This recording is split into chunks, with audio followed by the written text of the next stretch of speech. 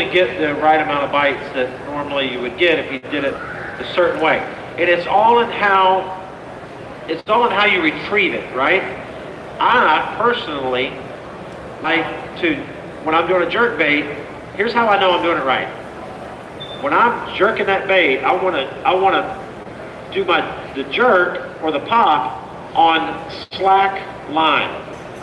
I am not jerking it on a tight line. And here's how you'll know if you're doing it right or wrong. If you don't hear this little noise like, you'll even see your slack on the water in between each time you pop it.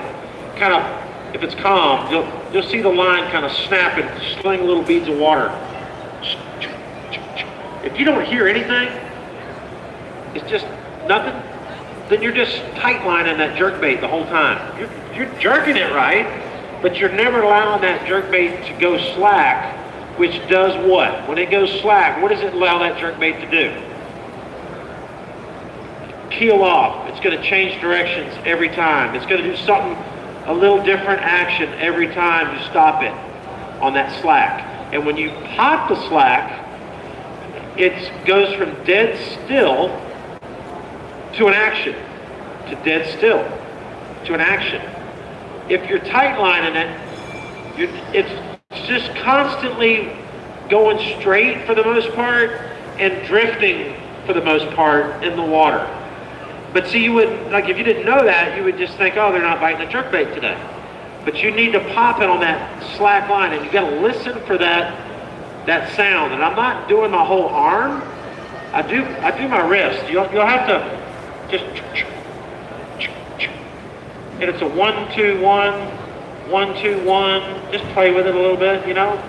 Obviously, I mean, you know this, colder it is, a little bit longer. You have to figure it out. I mean, right now, if I was going to throw a jerkbait, if there was anywhere that had open water, which probably doesn't, you might have to let it sit there in between each one of those for 20 seconds or longer. I don't even know. But when that water temperature is in the 50s, if you're fishing, you know, smallmouth or a little bit more active, you can work it a little faster if you're on a smallmouth location. But if it's all largemouth and it's in the low, you know, high, mid-40s, you're going to let that bait sit for a while. 5, 10, 15 seconds, 20 seconds. You know, as it gets in the 50s, you can 3 or 4 seconds. Gets up 55, you can work it pretty normal at that point. 60 degrees, you're back to kind of normal stuff.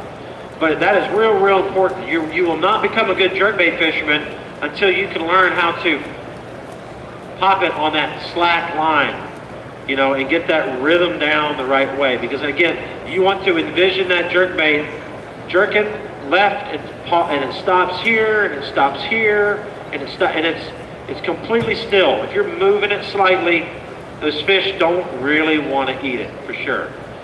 Line size on a jerkbait, I'm always going to throw 8 or 10. I mean, I don't know if I've ever thrown 12. Maybe like if it was a cover situation, like I need to throw 12 because fish are going to maybe wrap me up in something. But 8 or 10 pound fluorocarbon is real key. Length of rod, I'm not going to put it on a 7.5 foot rod. You know, you need to invest in a 6.5 to a 6'10" rod, or even a 6 foot rod. If you got a 6 foot rod laying around, that's good too. You know, but I like a 6'9" for the most part, medium action.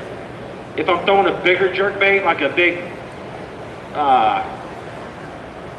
bigger than a 110, you know, I throw that Megabass 110 quite a bit.